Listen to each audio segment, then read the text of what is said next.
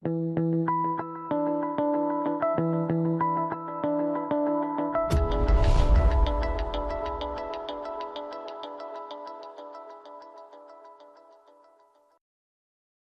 guys, it's Andrew Grove, aka This Passing, with the second part of my 100 Zoom series for CardRunners.com.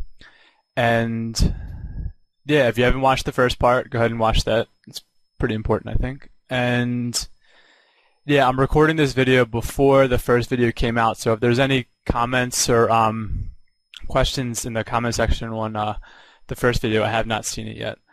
But yeah, so we're going to get into this video. I have about 40 or 50 more minutes of footage left, so we're going to try to get through as much as we can.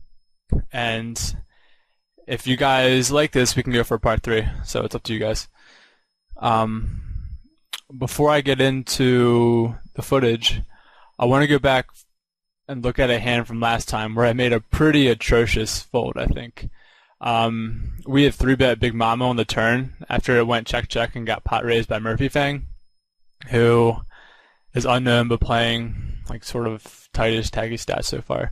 And yeah, so we need 33%.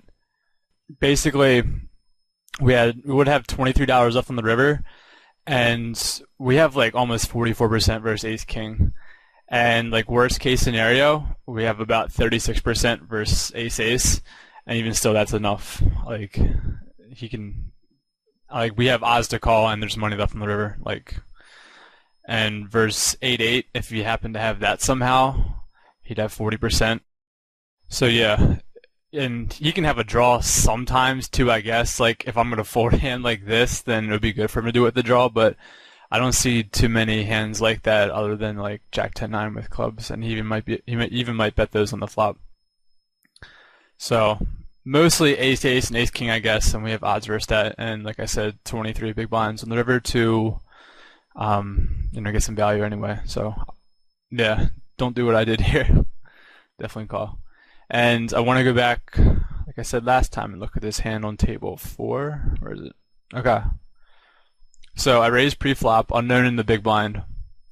And the main thing about this spot is that people who call from the blinds usually, especially like tighter players, they don't hit this board very well. Like their best hands are usually like aces, kings, and queens, or like maybe like a king eye flush draw, stuff like that. People aren't usually flatting too many smaller hands like this. So this board hits our range really well, and when they flat, they're still pretty weak in general. So you can fire again here, like half pot, even smaller, and they'll fold so much. I'm not saying, I don't know if this guy's a rig or not. Judging by his stack size, he doesn't look like a professional short stacker, so yeah, he could have all kinds of hands here, like any kind of pair or whatever. So another small bet would work, and I don't think I'd fire a third barrel because I'm not sure if he'd fold flushes or not. And checking back, I don't really.